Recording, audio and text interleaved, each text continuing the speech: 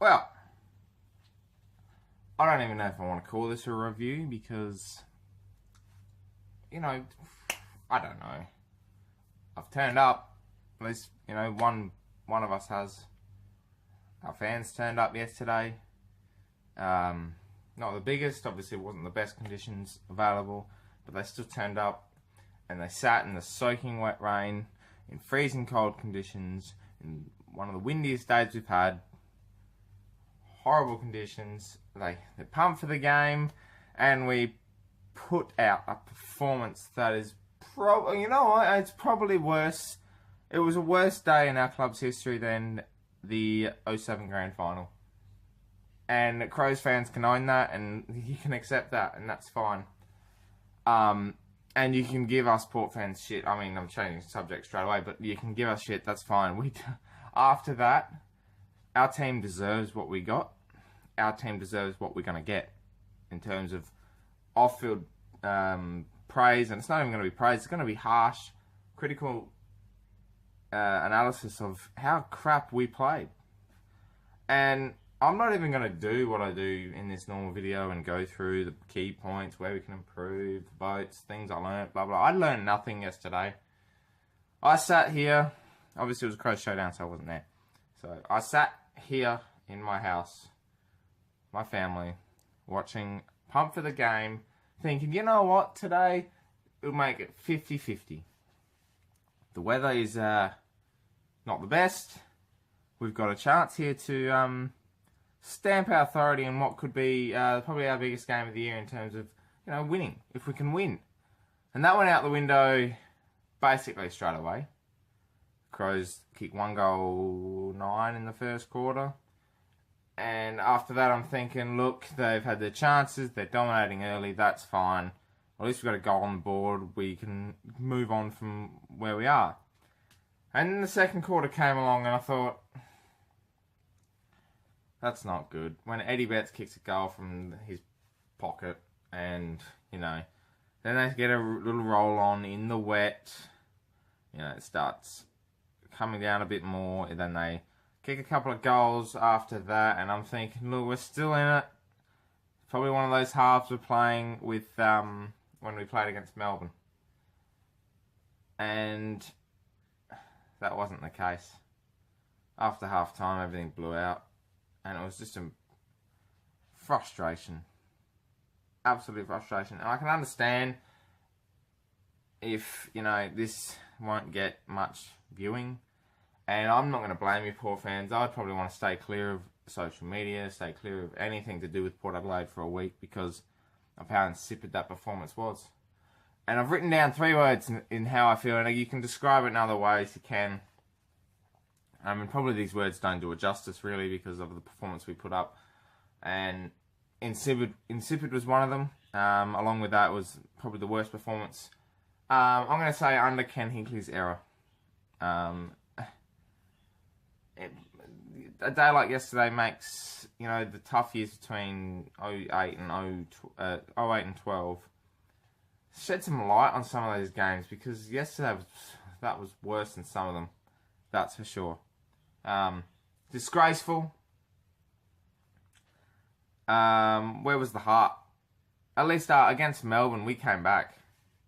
I mean, we at least wanted to get back in the contest, and, you know, I can sit there and say that wasn't our worst performance of the year against Melbourne. No way. Especially coming back with a bit of heart. Travis Boak showing something. Robbie Grave.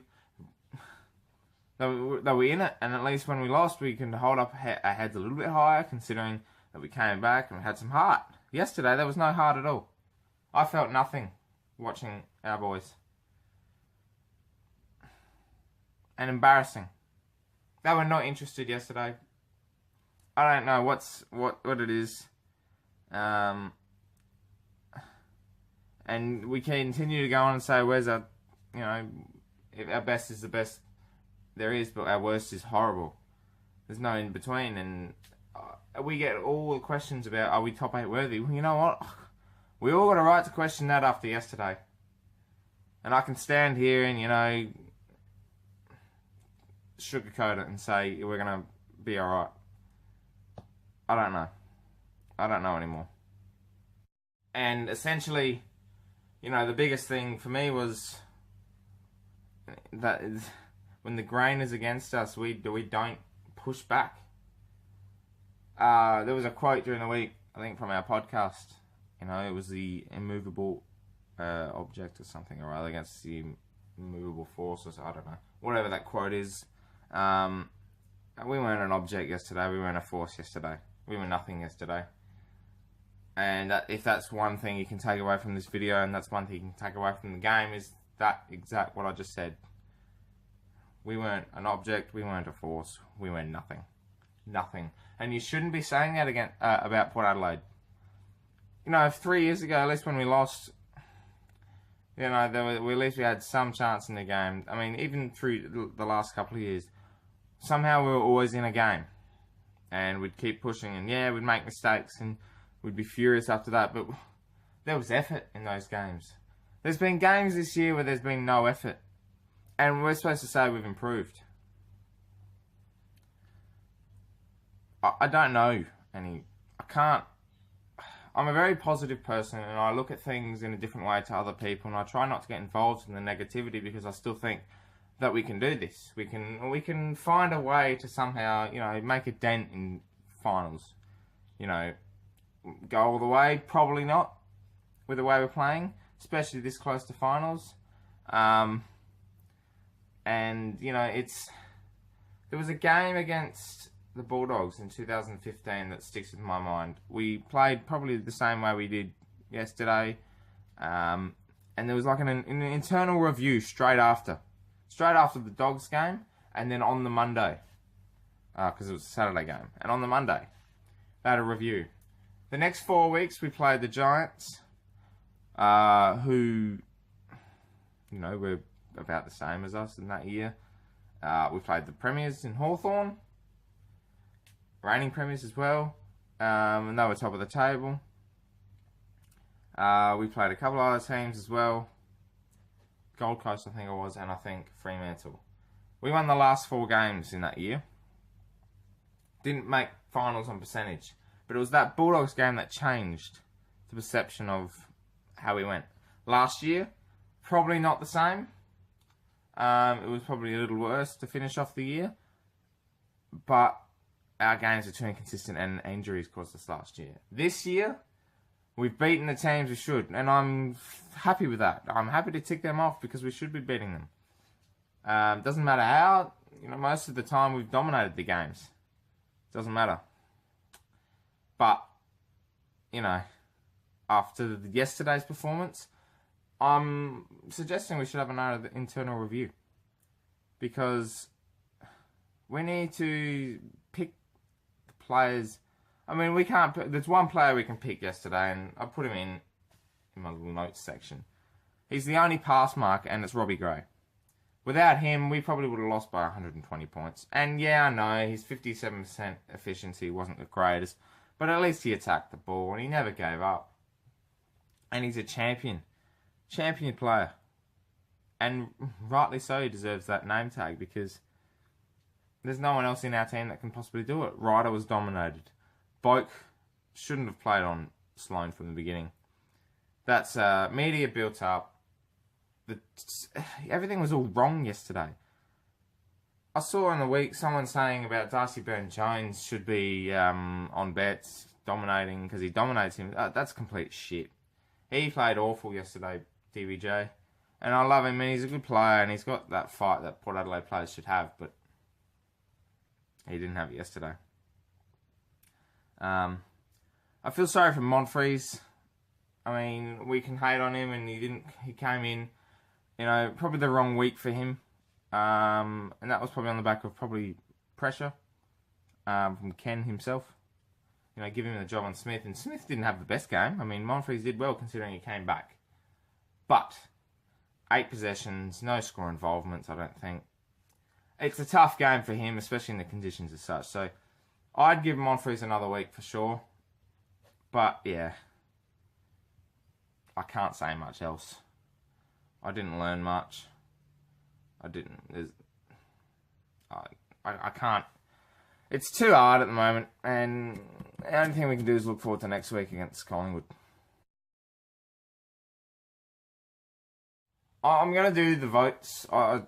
There's still best players on the ground that we had. And yeah, sure, one was probably the standout in Robbie Gray. And he gets the 3 votes for me. He was just 33 possessions, 1 goal. It's sensational. Sensational from a bloke whose team is not playing well, not interested, disheartened, not believing, gave up in the beginning. I don't know, because that's just, it's complete shit. But anyway, 2 votes. Jared Pollock kicked a goal, 25 possessions I'm pretty sure he had. He played quite well, I thought. He tried to get some run going, and that's all we could have hoped for. And these individual efforts didn't eventuate to team efforts. And, I mean, when you're playing those individual games like Pollock and Gray did,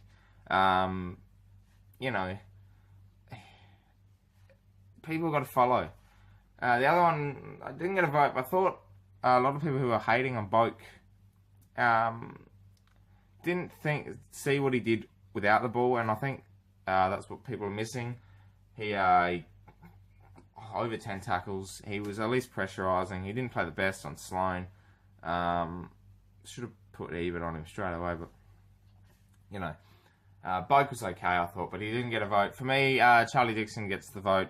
2 goals, fought hard in what he could without the greatest delivery we've had. But he was up the ground, he's in people's faces, he was still intimidating, and yeah, what can I say? It wasn't his greatest game of the year, but for him to get 2 goals and, say, I'm still fighting, why aren't you?